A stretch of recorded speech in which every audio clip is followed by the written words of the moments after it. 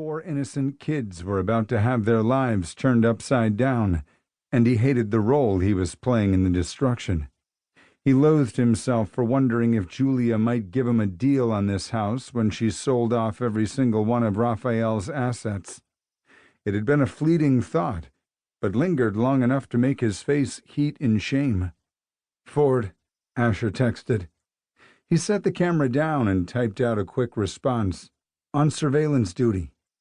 He glanced at the couple on the couch again and noticed they'd moved much closer. Warner was stroking his hand through the woman's long dark hair. Rocky picked up his camera and snapped a picture before tapping out another message. "Doesn't look like I'll be much longer. Where are you?"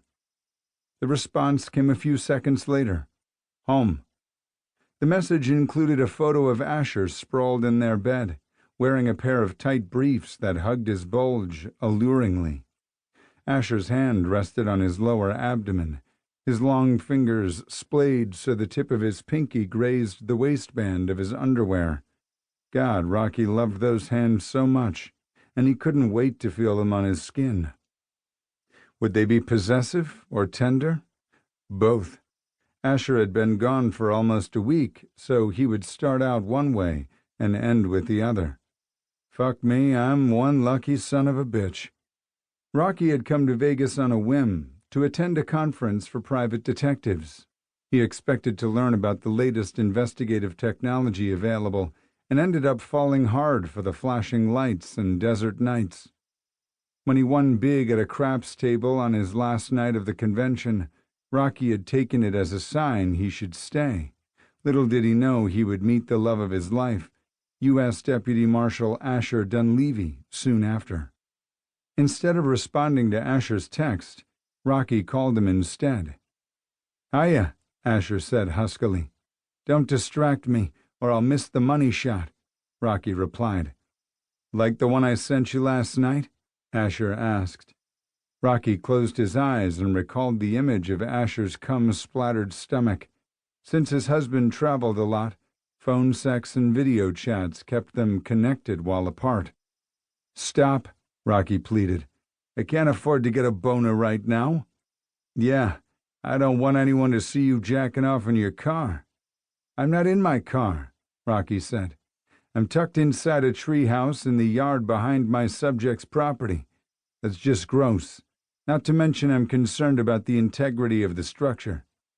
Asher chuckled. "Then get out of there before it collapses and you break something vital." Rocky checked on the lovebirds again and noticed the female was straddling Raphael Warner's lap, and the two were engaged in a deep kiss. He switched the phone to his left ear, picked up the camera with his right hand, and started taking shots. "Here we go," he told Asher. "Won't be much long—" His words died in his throat when a third person stepped inside the room with a gun in her hand. Bang! Rocky fumbled the phone when the first gunshot blasted through the quiet night.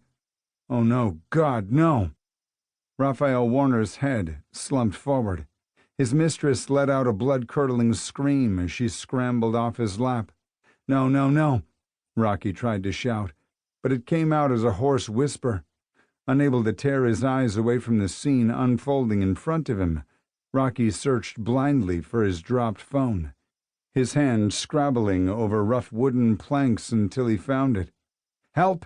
His voice sounded shrill, similar to the shriek of a wounded animal, and like the woman screaming and crawling away from Julia Warner as fast as her hands and knees could carry her. Bang!